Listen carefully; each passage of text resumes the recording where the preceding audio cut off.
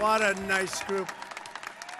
You're much happier. I was here 3 years ago. You're much happier now. And you're much wealthier, and you're providing a lot more energy than you used to. That's for sure, right? Thank you. You know, Harold is a very successful man, and I was with the great football coach, Barry Switzer. I think he might be the only one. He won in the NFL, and he won in college, right, the championship. But Barry is a great guy, great coach, and he's one of Harold's best friends. And Harold was coming into a meeting, and I was talking to Barry, and he said about Harold, you know, sir, that guy can take a straw, probably the plastic ones before they changed. I don't think it would work. The paper straws aren't working too well. Sir, he can take a straw, and he can put it into the ground, and oil comes out. And other companies, they spend billions looking for oil. They want to find that oil. They just spend billions, and they can't get it. But this guy puts a straw in the ground. I said, how cool is that, right? But that's my friend Harold. He's a great gentleman. I learned a lot about energy from him. But it's wonderful to be here back in Pittsburgh. By the way, go Steelers. Go Steelers. Big Ben. I guess Big Ben is recovering. I know Ben. He's a great guy. He's a tough cookie. And he'll be back, right? He'll be back. Big Ben. And you have a great ice hockey team, too. You have a great ice hockey team. Sidney Crosby, the whole group, you know, they were at the White House not a long time ago. And they came in, and they are a great group of people. So you have great sports place and great sports town. But I'm here with the incredible people who fuel our factories, light up our homes, power our industries, and fill our hearts with true American pride. That's you. And by the way, you guys sit down. Thank you. Sit down here. We'll be here for a little while. I like energy people. Energy people have a lot of energy, unlike some people I deal with. They got a lot of energy in more ways than one. Nobody does it better than the hardworking men and women of Marcellus Shale Country.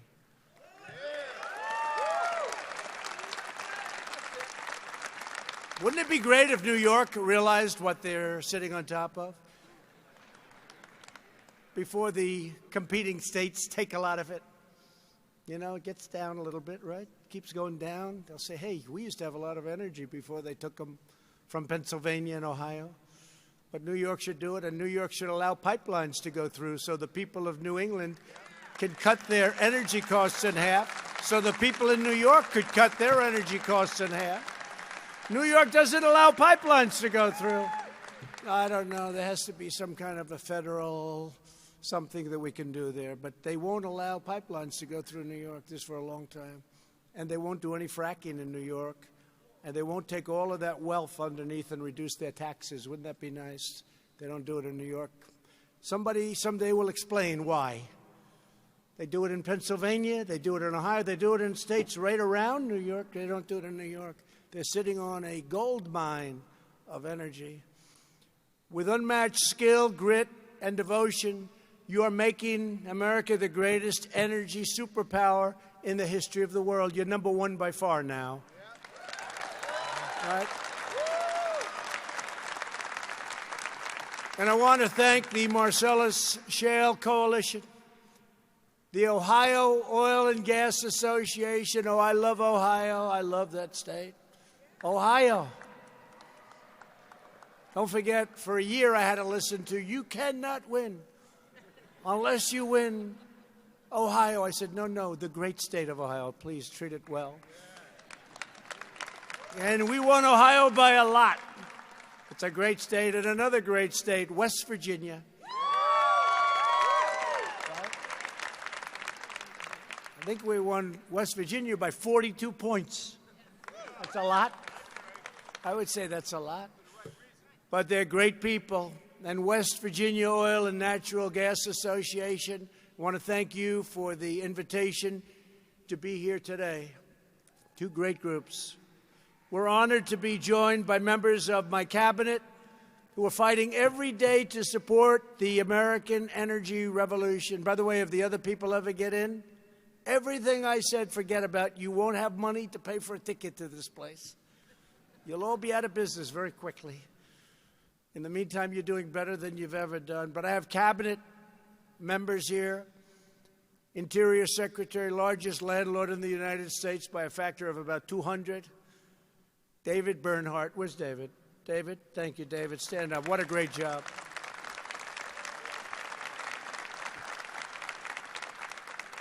It's basically the landlord to about half of the United States. A friend of mine, a great gentleman, he's going to be leaving, and I'll tell you, there's one that's going to do well, but he's been right from the beginning. We're almost 3 years now. Energy Secretary Rick Perry. Rick, great guy. Great guy, great competitor. I ran against Rick. He was nasty. He was tough. He was tough, but he was a gentleman. And when he decided that it was time to do something else, there was nobody that could have been nicer. He's been a tremendous asset to the administration. And he was a great governor of Texas. And he's been a great job with the energy. And that includes nuclear energy. Really fantastic job. Thank you, Rick.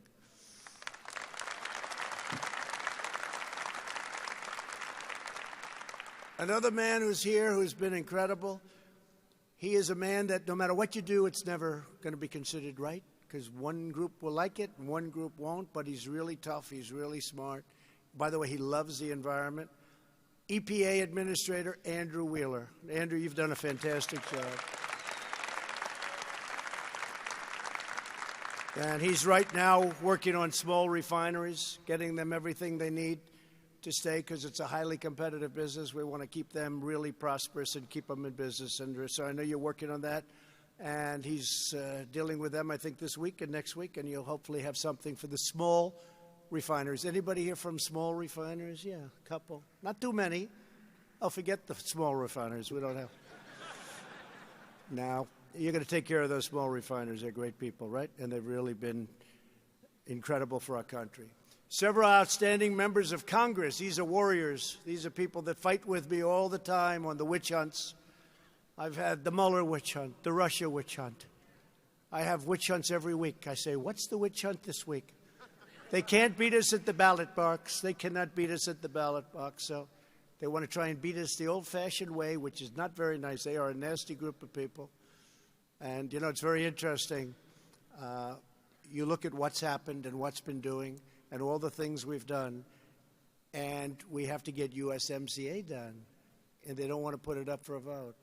And the do-nothing Democrats, they will pass it, but it has to be put up by Nancy Pelosi. So let's see what happens, but I think they're going to put it up because everybody wants it, and I think ultimately they're going to do the right thing. But it's all ready to go. It's approved by Mexico. It's approved by Canada. It's approved by everybody that has to be approved. We have to give it a vote. It's been sitting for a long time. A lot of money wasted, a lot of jobs wasted. It's going to have a tremendous impact. But these are warriors that have been with me right from the beginning. A friend of mine, Mike Kelly, Congressman Mike Kelly. Mike, stand up. Great job, Mike. A man with the greatest name in show business, Guy Reschenthaler. Now, anybody can get elected to Congress with that name. You got to be one hell of a talent. When you can have that name and get elected, I'll tell you what. But he's a warrior. They're all warriors. This group is incredible. I won't say it about every group. Some aren't warriors, but this group is incredible. It's called Pennsylvania. It's in the genes. It's in the blood, right? It's in the blood. Another terrific guy who is always there, Lloyd Smucker. Thank you, Lloyd. Great job. G.T. Thompson. We have them all today, huh? G.T. We have them all. The great John Joyce. John, thank you. Great job. Thank you, John. Dan Muser. Thank you, Dan. Thank you. Guy looks like Cary Grant, doesn't he? Have you ever been told that? It's not a bad compliment, I must say. Today we have Tom Arnold. And those days you had a little different. Those days you had Errol Flynn, Cary Grant. A little different, but Today we're doing better in so many different ways. And, of course, somebody that fights like you've never seen before, Fred Keller. Fred. Thank you, Fred. Great. Doing a great job. Thank you all. I mean, these are fantastic people. And David, where's David? Is he there? Where's David? What happened to him? We won't mention his name. He's in the back. Pretend that I didn't say it. When I last spoke at this conference in 2016, American energy was under relentless assault from the previous administration. You know that so well. More than a third of all of the coal mining jobs had vanished. A moratorium had been placed on new coal leases on federal land. Drilling and mining on federal lands was blocked and restricted at every turn. Desperately needed pipelines were obstructed and denied. Federal regulations and bureaucrats were working around the clock to shut down vital infrastructure, projects, bankrupt producers, and keep America's vast energies and treasures buried deep underground. They didn't want to let you go get them. So good for the American people in so many ways. I promised that as president, I'd unleash American energy like never before, because our natural resources do not belong to government. They belong to the people of this country.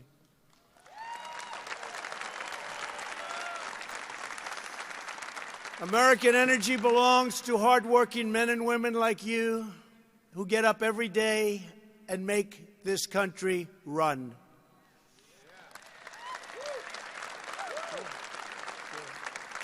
Today, I'm proud to declare that I've delivered on every single promise I made to this conference 3 years ago, and much, much more. Everyone.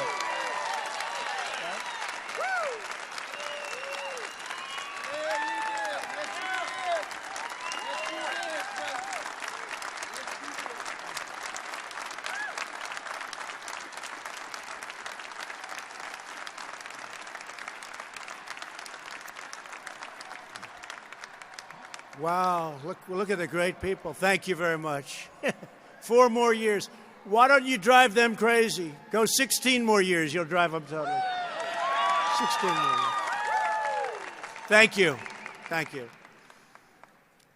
We're now energy independent. Who would have thought that? That wasn't going to happen for a long time. We've ended the war on American energy.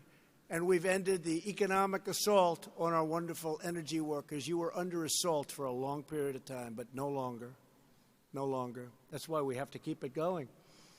Because if you talk about assault, it was nothing compared to what would happen if one of these people got in office. What they would do to you would be unthinkable. And what they do to this incredible profession that you're in, but this segment of the economy that's so big and so vast and so many jobs would be just absolutely terrible. Hard to believe they're even talking the way they're talking. And in many ways, I think it actually would be worse than they're even saying it will be. In the process, we set off an economic boom of truly historic proportions, bringing prosperity back to cities and to towns all across America. Not only energy. Energy was just the first step in so many other ways, but without energy, it all doesn't happen. In my first week in office, I approved permits for the Keystone XL and Dakota Access pipelines.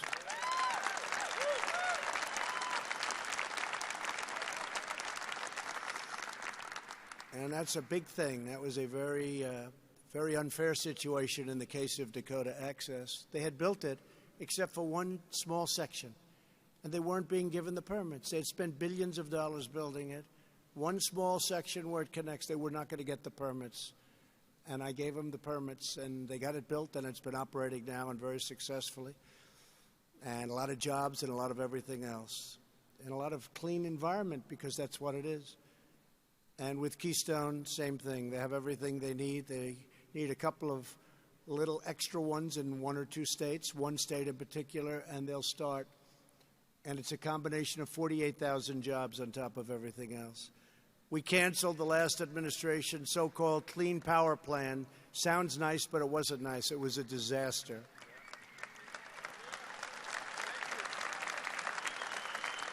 which would have cost Americans nearly $40 billion a year and caused electricity prices to soar to double digits while cutting coal production by almost 250 million tons.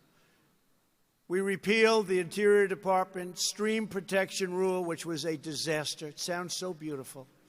It sounds so beautiful, and it was so bad, which would have cost businesses $1.2 billion and was a backdoor attempt to destroy the American coal industry, which is now starting to thrive again, which we're very happy about.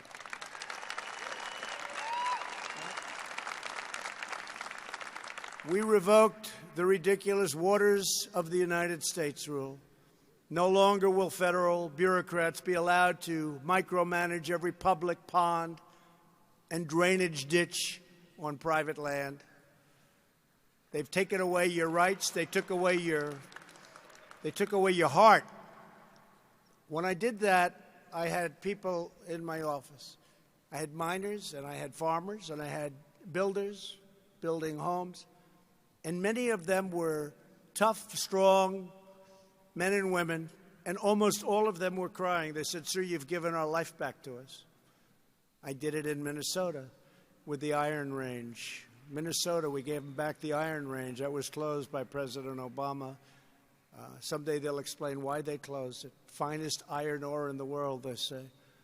I withdrew the United States from the terrible one-sided Paris Climate Accord. It was a total disaster for our country.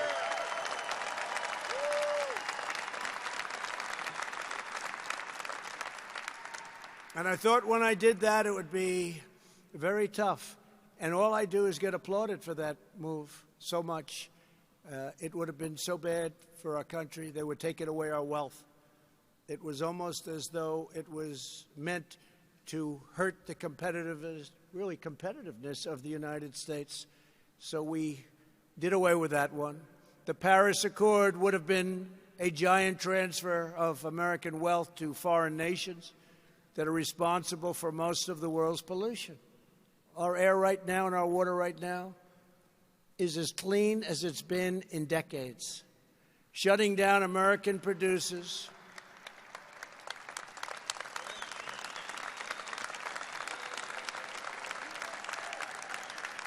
The Paris Accord would have been shutting down American producers with excessive regulatory restrictions like you would not believe, while allowing foreign producers to pollute with impunity. They were allowed to do what they were doing. I'm proud that today the United States is among the very cleanest air and drinking water on earth, anywhere on earth. And we're going to keep it that way because everybody in this room, you're in the energy business, but you want the same clean water and same clean air that I do, that my family does, your family. So I just want to thank you. It's really incredible, but we're at a very, very good point environmentally right now. What we don't do to punish, thank you. Thank you. What we won't do is punish the American people while enriching foreign polluters, because I can say it right now, and I'm proud to say it. It's called America First, finally. It's called America First.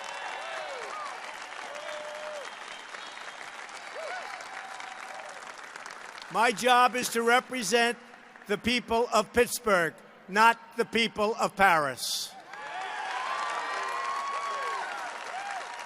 We're opening federal lands and offshore areas for responsible oil and gas production. And I opened ANWR to oil and gas in Alaska. You know, the ANWR site's one of the biggest in the world. And nobody could get it approved, including Ronald Reagan. They could not get it approved. I got it approved. And it's one of the great potential sites anywhere in the world.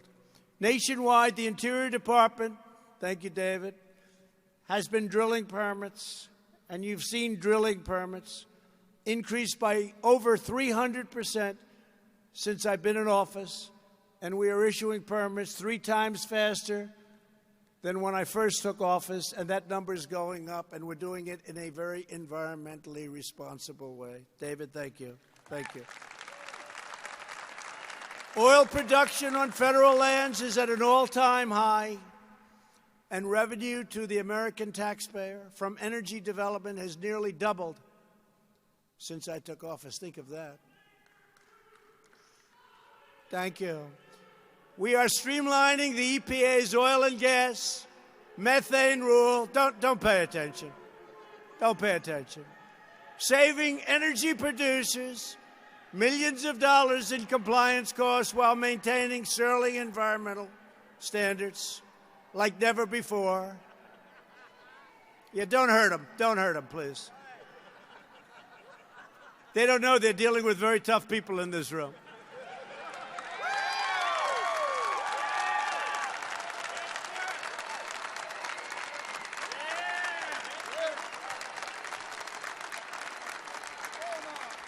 They don't know who they're dealing with. They don't know who they're dealing with.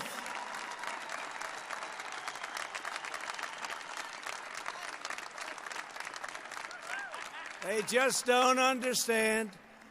All right, go home to Mom. Explain to Mom that you tried to take on very powerful people, and many of them physically as well as mentally. That's not a good thing to do. Not in this room. Be careful. Make sure you don't hurt them. Please. Thank you.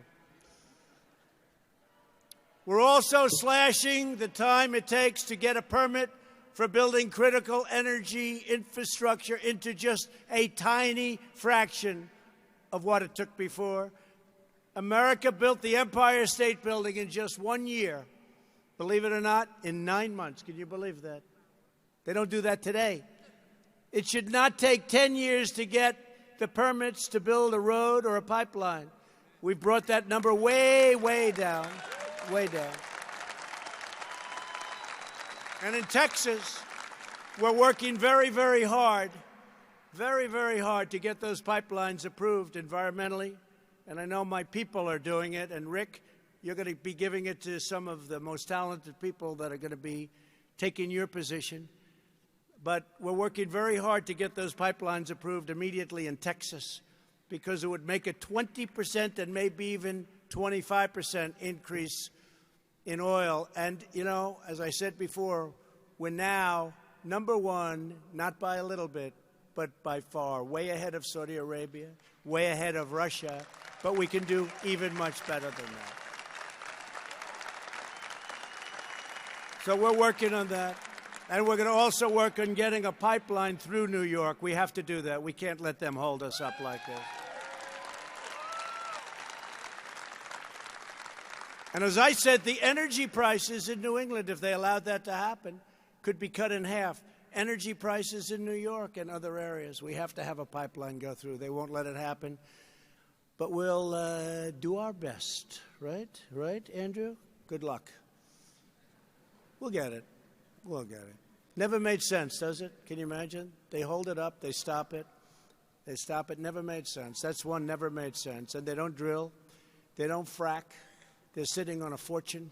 What they could do, they could pay off their debt. They could pay off a lot of things. They could have taxes cut in half, maybe better than that. So someday somebody in this room is going to sit down and explain to me what the hell are they doing in New York? What tremendous potential. But we'll be talking to Governor Cuomo about it. We'll be talking to some of the people about it, because I know the people in this room want it to happen, because the prices of energy will go plummeting down. The Interior Department has already cut the time it takes to complete an environmental impact statement from more than 5 years to less than 1 year, and the average page length is down nearly 90%.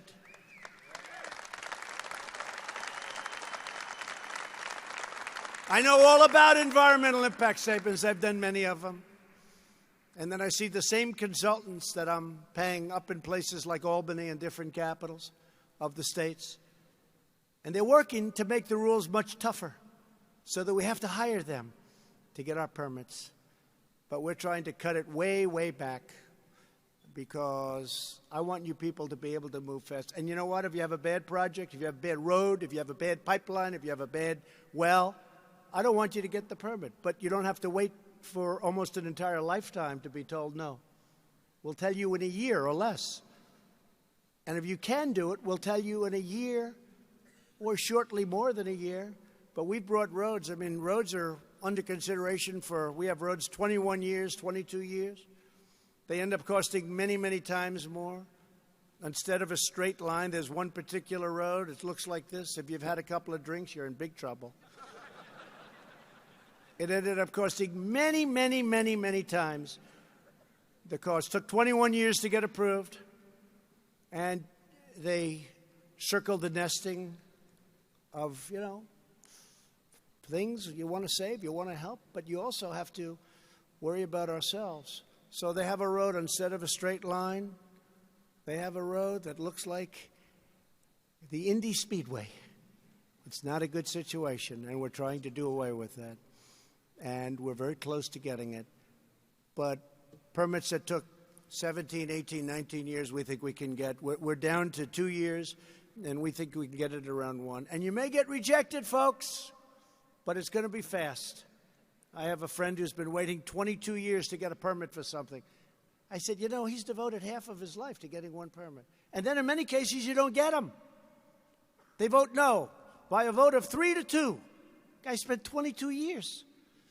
I told him, I said, you got to find another profession. But now he doesn't, because we're moving those time limits up like nobody can believe. At long last, we're reclaiming our American heritage as a nation of builders. You were stopped from building. They really stopped you. They really stopped you from building. You know what I mean. And with the help of our pro-energy agenda, and by the way, you'll never have another president like me. Okay? You'll never have. That's for sure.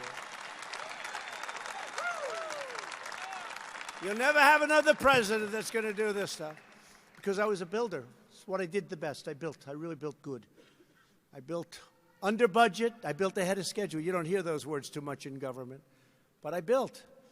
And I understand what you go through. I understand how you're ruined, how you're destroyed. I also understand how bad it is for our country. But all of you here today have achieved something that everyone said was impossible. You've helped make America the #1 producer of oil and natural gas on planet Earth, by far.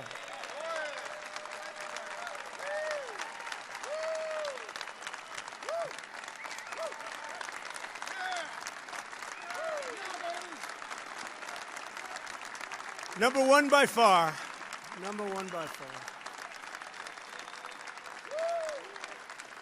And think what that means for jobs. I just left Louisiana recently, and we opened a $10 billion LNG plant. I don't know if I've ever seen a longer building. It's like a skyscraper laid on its side.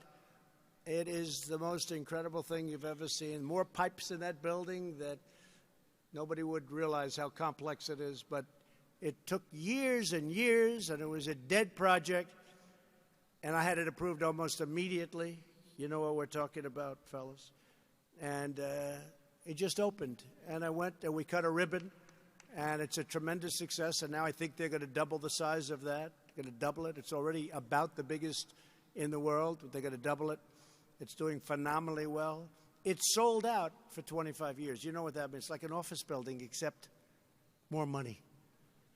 Can you imagine? I never understood that. When they said it's sold out, they sold it out. Other countries have purchased the LNG, but now they're going to double it up and they're going to build another one. And we have, in Texas, we have so many things happening. It's so exciting. We have a tremendous potential in our country. People don't realize. They think we're doing well. When these trade deals become ripe, when we get them finished with China, we're doing fantastically well, fantastically well. When we get them finished with Mexico and Canada, USMCA. When we get some of the other ones, as an example, we finished it with South Korea. What a difference that has made. That was a Hillary Clinton deal. She said, this will produce 250,000 jobs. And she was right, except the jobs were produced for South Korea, not for us, okay? She didn't tell us she meant South Korea. She said, this is good for 200. What a horrible deal that was. Our deal with South Korea, we've essentially terminated it, redone it, brand new deal. You guys know. And it's now a really great deal. But that was a disaster. 250,000 jobs it will produce, I remember her saying. And then it turned out that it was for a different country. We don't like those deals, do we? For the first time in more than 60 years, we are an exporter of natural gas, and our net energy imports are the lowest level in more than 60 years.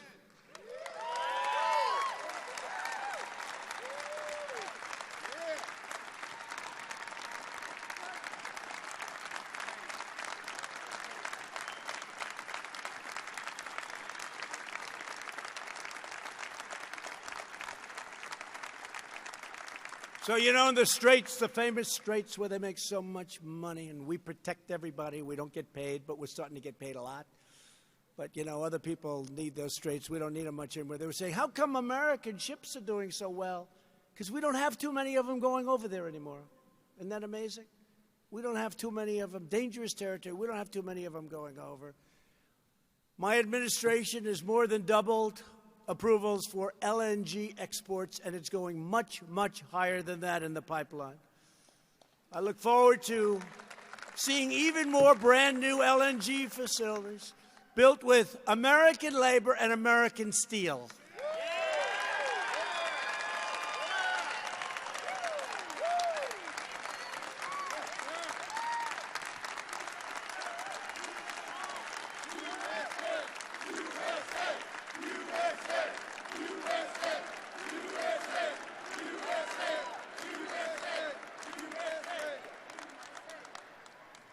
You know, with the pipelines that we approved, I said I want them to use American steel, like on Keystone. I said I want them to use American steel. And they came to me, they said, so we have a problem. They already bought it. They've got it. They just can't get their permits. Can you believe it? They had the pipeline. And so it was a little bit tough to say, bury it, and we went. So I gave them a little break. What am I going to do? But we'll write right on the bottom. Somebody said, well, that's a little bit complex. I said, no, it's not. Give me a pen. You must use American steel. And we're doing that more and more and more. Right? Our guys are doing that. To restore American manufacturing, we're reversing decades of disastrous trade policies that devastated our working-class communities. Pennsylvania lost 1 in 3. Can you believe that? And it's actually a higher number. We want to be conservative because with the fake news, I have to be very conservative. Otherwise, they'll say, he didn't tell the truth. He didn't tell the truth. So we're very conservative with these numbers, the fake news. But Pennsylvania lost more than 1 in 3 manufacturing jobs after a twin disaster took place, and that's NAFTA and China's entrance into the World Trade Organization. That was a disaster. China was mainlining, and then all of a sudden it went up like a rocket ship because of a certain politician that came up with the idea for the WTO. That was not a good idea. May have been worse than NAFTA, and I never thought anything could be worse than NAFTA. We're standing up for our great workers, and America is winning, winning, winning once again, and we're winning. We're winning, and we're respected again. We're respected. You know, respect is a part of winning. We're respected again as a country. We're not laughed at, and it's getting more and more that way, and you know it, and I know it, and, you know, most importantly, other countries know it. They know it. After losing 60,000 factories, so when I first saw that number a few years ago, I said, that can't be right. I got to be careful because I have these people back here. And they'll say, it's not 60, it's like 5, right? It's 60,000. So I had it researched and checked. And you know it's right when they never correct you. I've been saying it for years. It's true. It has to be right. Otherwise, they'd say, he's not telling the truth. But after losing 60,000, it's not even possible to believe that much. 60,000 factories under the previous 2 administrations, we've now gained nearly 10,000 new factories under my administration, under the Trump administration.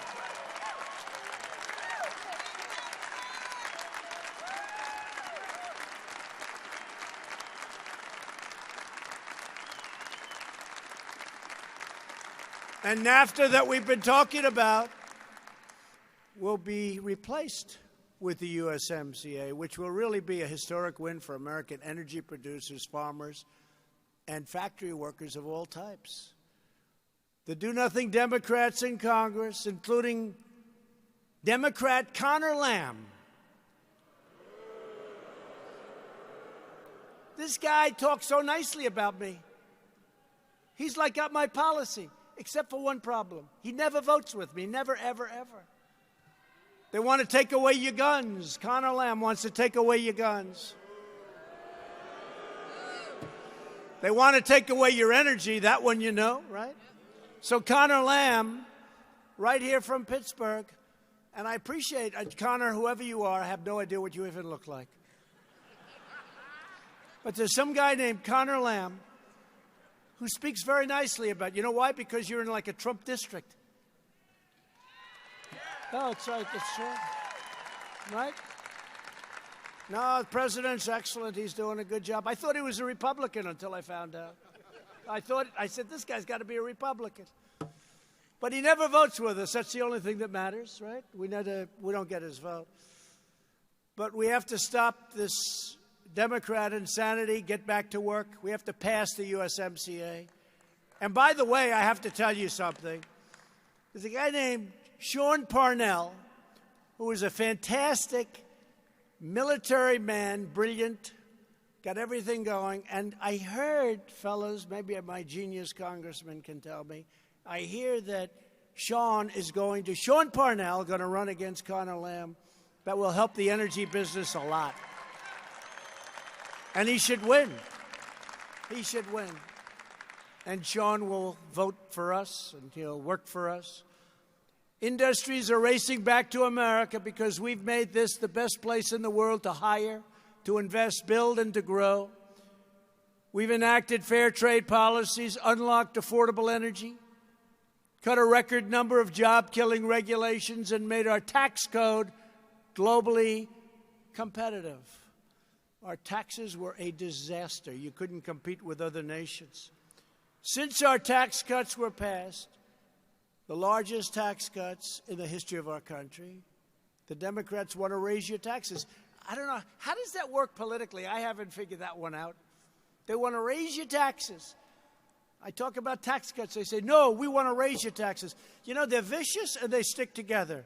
But they're lousy politicians, I will tell you. It's true. They got two things. They've got two things. They stick together and they're vicious. Their policies are horrible. Open borders, sanctuary cities, take everyone's guns away. But they do. They stick together. They don't have a Mitt Romney in their midst. They don't have the Mitt Romneys of the world. They stick together better than the Republicans do. I love the Republicans. 94 and 95% approval rating they gave me recently. But still, they don't stick. We got to stick together. We got to stick together. Right? Since our tax cuts were passed, nearly $1 trillion have returned from other countries back home where it belongs. Think of it. We've gotten $1 trillion with a T, $1 trillion back from overseas, from other countries, that instead of spending the money over there, the reason was it was prohibitive. You couldn't do it. It was bureaucratically impossible, and the tax rate was so high, nobody would do it. Now the money is pouring back into our country. They're using it for lots of different things. $1 trillion is going to be much more than that. Massive new investments are bringing thousands of energy jobs to states like Ohio and West Virginia that we mentioned, that we love. New Mexico, which I think we're going to win. You know why we're going to win New Mexico? Because they want safety on their border. And they didn't have it. And we're building a wall on the border of New Mexico. And we're building a wall in Colorado. We're building a beautiful wall, a big one that really works, that you can't get over, you can't get under. And we're building a wall in Texas. And we're not building a wall in Kansas, but they get the benefit of the walls that we just mentioned. And Louisiana is incredible. We have a great race in Louisiana. The governor turned out to be not very popular. We have a race between a great Republican and a governor that has not done a good job. High taxes, horrible insurance. They can do so much better. We have a great Republican running in Louisiana. You've been watching that the last week. Indiana, Michigan, Tennessee, Pennsylvania, so many states. Such potential for growth. 2 months ago, I traveled to Beaver County, not far from us today, where Shell, anybody here from Shell? Shell. Where Shell is making the largest investment in Pennsylvania's history. Think of that. That's a big investment. Their gigantic new petroleum plant and petrochemical plant, it's the biggest, one of the biggest in the world, will create more than 600 new Pennsylvania jobs and thousands of construction jobs and provide a tremendous boost to the local economy, to put it mildly. A similar $10 billion investment will soon, we believe, got to get a little more push, be coming to the great state of Ohio. They'll like that. Great people in Ohio. Great. And our goal is to bring 100,000, that's a lot of jobs, energy jobs, to Appalachia and to rebuild this magnificent region. And it is a magnificent region with magnificent people, which was forgotten for too long by the Democrats. And they get votes. The Democrats would get votes. And remember what I said. What do you have to lose? I said it to Appalachia, and we did tremendously. I said it to our great African-American community. I said, what do you have to lose? You have the most crime. You have the worst education. You have the lowest home ownership. You have all these horrible statistics I'm reading. And then I said, what do you have to lose? Now the African-American community has the lowest unemployment numbers in the history of our country. They have the best employment numbers in the history of our country. They have their best poverty numbers in the history of our country in the positive sense. And I think we're going to do great with the African-American community and the Hispanic community, which has its best numbers that they've ever had. Their median income, Hispanic median income, is the highest it's ever been, over $50,000 per person.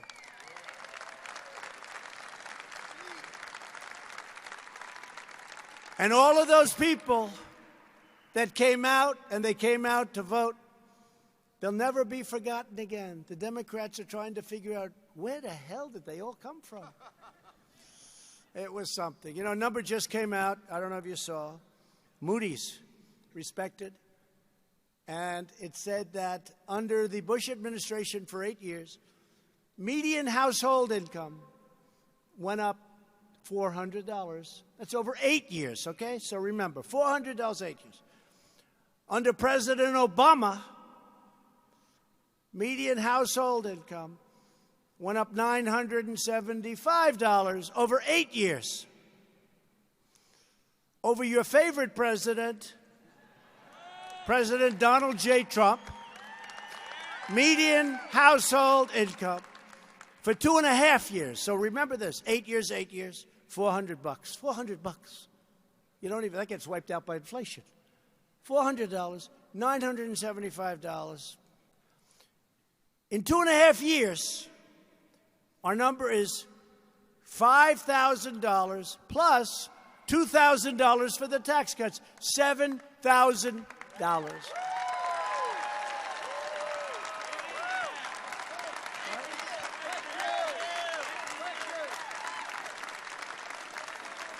How do you lose that debate? How do you lose that one? When you're up debating, how do you lose those debates? But we're very proud of those numbers, very, very proud of what's happened with unemployment for African American, for Asian and Hispanic. The numbers are the best in the history of our country. With American energy once again powering our prosperity, the United States has the hottest economy recognized by everybody anywhere on earth. These leaders from other countries, prime ministers, presidents, kings, queens, and dictators, they just don't want to be known as a dictator. Actually, some do, but they don't want to be known as a dictator. But they come in and they say, President, we'd like to congratulate you on the economy. They're trying to copy us. They say it won't work. Because we have the greatest people on earth. We really do. We have the greatest people on earth. I really believe that. Since the election, we've created more than 6.4 million new jobs, including more than 240,000 jobs in Ohio, West Virginia, and Pennsylvania.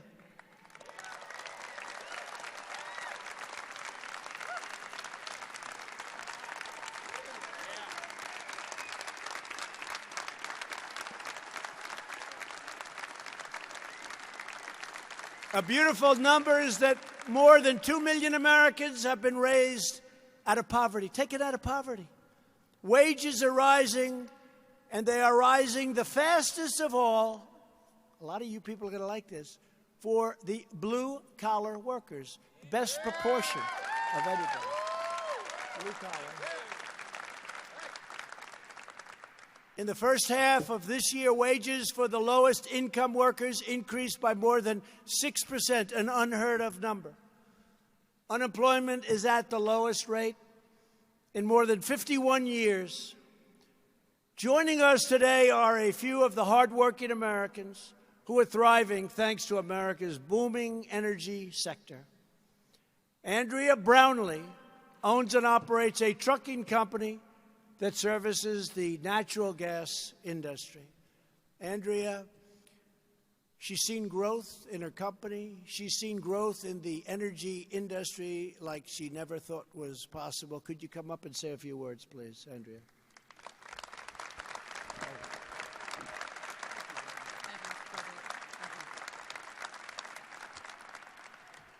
I grew up here in the Ohio Valley, the daughter of a steel worker, still actively farming my grandfather's farm.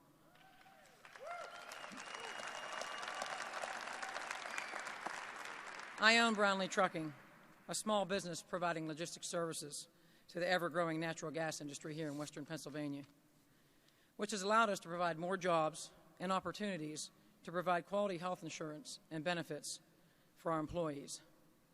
Because of the policies and support of natural gas, we have seen amazing growth in the industry and a future with good-paying jobs for our children here at home in western Pennsylvania. Thank you.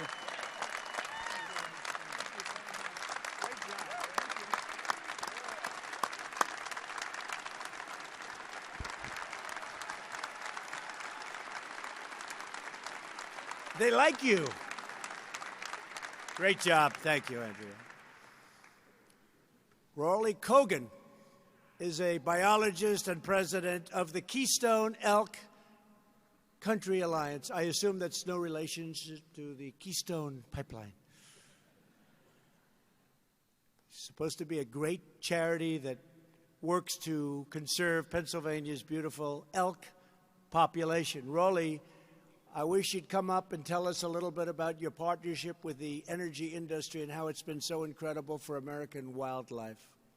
Rawley, please. Thank you. Thank you.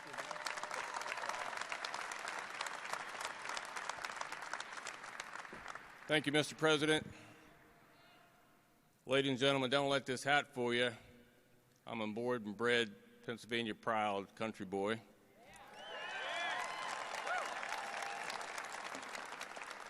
Energy and conservation, what do they have in common? Strong partnerships and a stewardship ethic. About 2 hours north of here is a 2 million acre block of public land.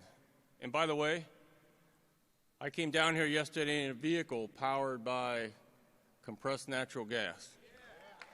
Yeah. 2 million acre block of public land 2 hours north of here called the Pennsylvania Wilds. It's the size of Yellowstone National Park.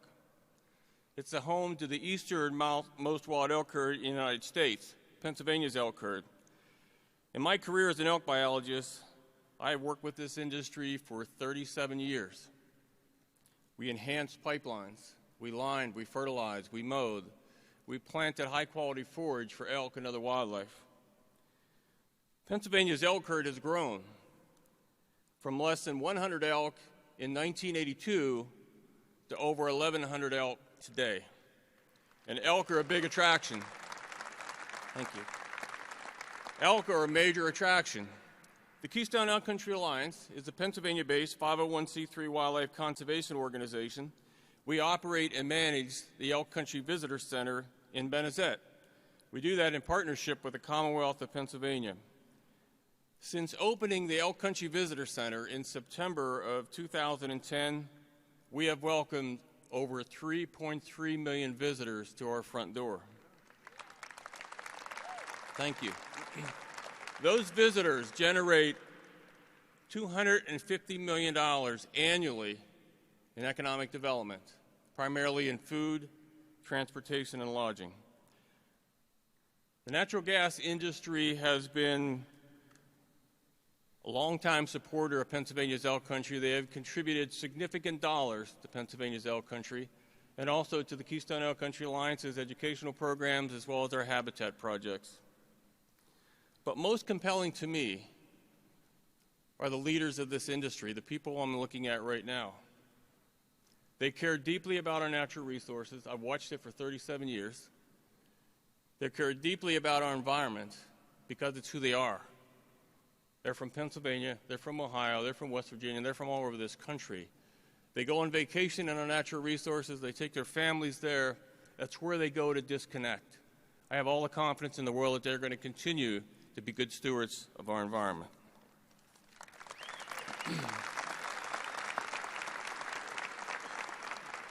Energy and conservation. There are long-standing partnerships, and I value our partnerships. I applaud your conservation ethic, and I am genuinely appreciative of your leadership in making our country energy independent. Thank you. Thank you, Mr. President. Thank you, Raleigh. Thank you. Thank you very much, Raleigh.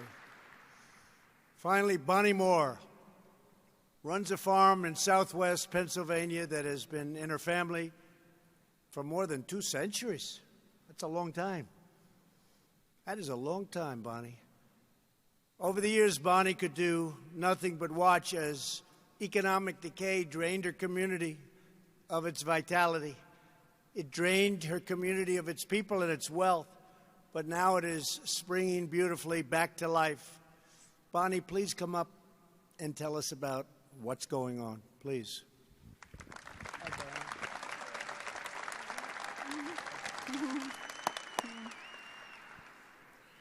I have lived in Washington County, PA, all my life on the Moore homestead. Prior to this administration, the area was declining in jobs and population. The farmers had to work an outside job to support their farms. After this administration unleashed regulations on the oil and gas industry, our area boomed.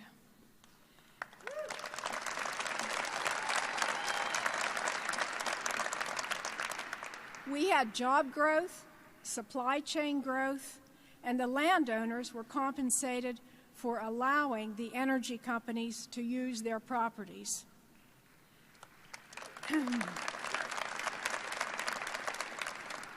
As a result, it has helped many landowners, including ourselves.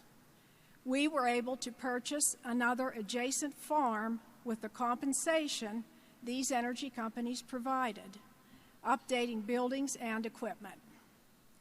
I want to thank President Trump and his administration for revitalizing and saving our area and America.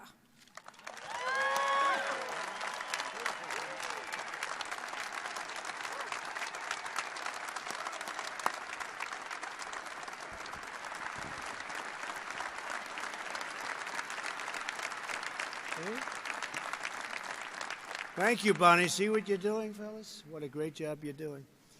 Thank you very much, Bonnie. A thriving energy industry not only benefits hardworking Americans like Andrea and Raleigh and Bonnie, who live in shale country, It's also an enormous benefit to citizens all across our country, all across our land.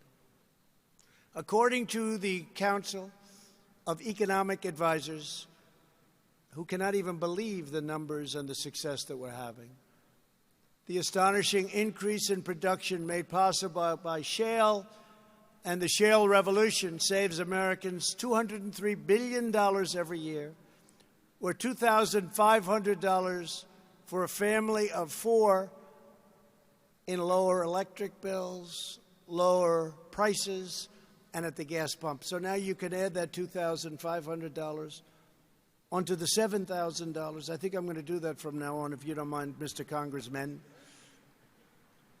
I think we're going to do that because now you add it on, and you're getting close to $10,000 a year compared to $400 and to $975. That's a big difference. I think we have to add it on. We'll add it on, right? Why not? But despite these terrific benefits, many politicians in our country are targeting your industry and your jobs for literally total destruction. Whether you like it or not, that's where they're going. I don't know, is it on purpose? Is it stupidity? Is it through evil? How could it be possible that they do this? Virtually every leading Democrat has pledged to entirely eliminate fossil fuels, wiping out American production of oil and coal and natural gas, and, by the way, jobs. These Democrat plans would obliterate millions of American jobs, devastating communities across Pennsylvania, and bankrupting families all across our nation. As long as I am your president, that will never, ever even come close to happening, not even a chance.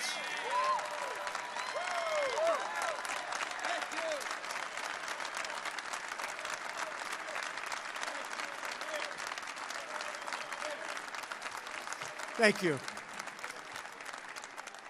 Anti-energy zealots are blinded by ideology. Democrats want to ban shale energy, but shale energy has reduced America's carbon emissions by 527 million metric tons per year. So what are they doing? A much better record than the European Union, which is always telling us how to do it.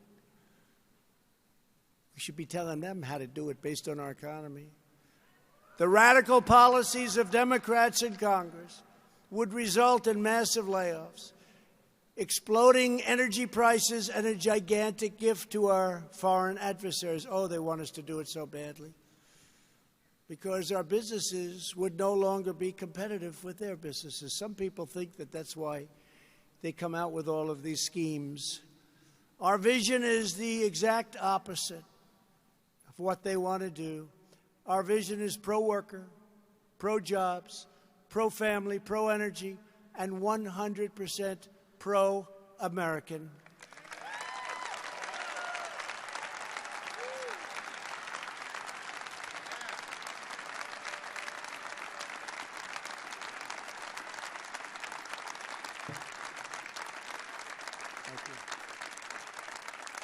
We believe the United States should never again be at the mercy of a foreign supplier of energy.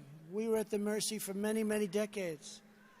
We are committed not only to energy independence, but to American energy dominance.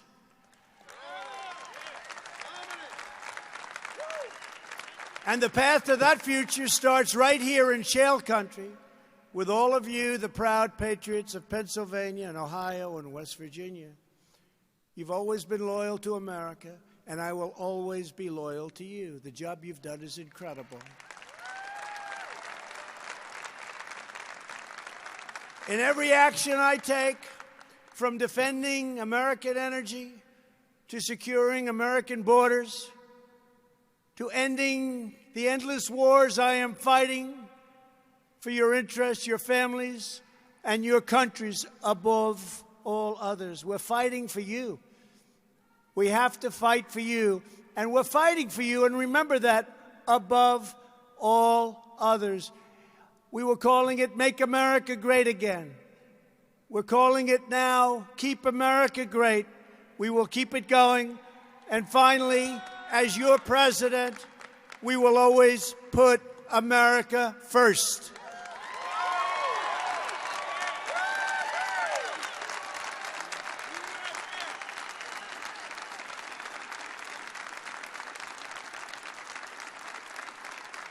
Thank you.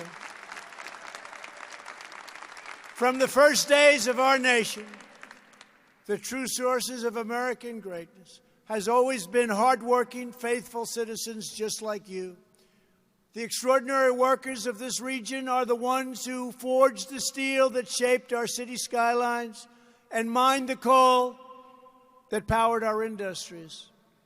They farmed the fields, manned the assembly lines, and loaded those rail cars.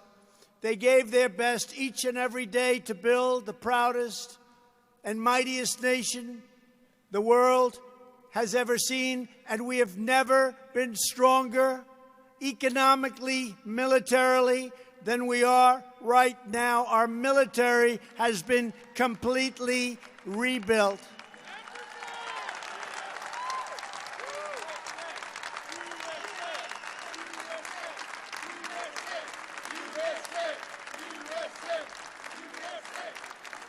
It was their labor and their sweat that fueled America's rise. And it's your sweat and your skill and your soul and your love that are fueling the greatest comeback by far in American history. That's what we're doing. Greatest comeback we've ever seen. We are stronger today than ever before, and we will be even stronger tomorrow. You have to see what we have planned for our great country. Because we are one united team, one united people, and one United States of America. I will never stop fighting for you because I know that you are the ones who are rebuilding our nation. You are the ones who are restoring our strength.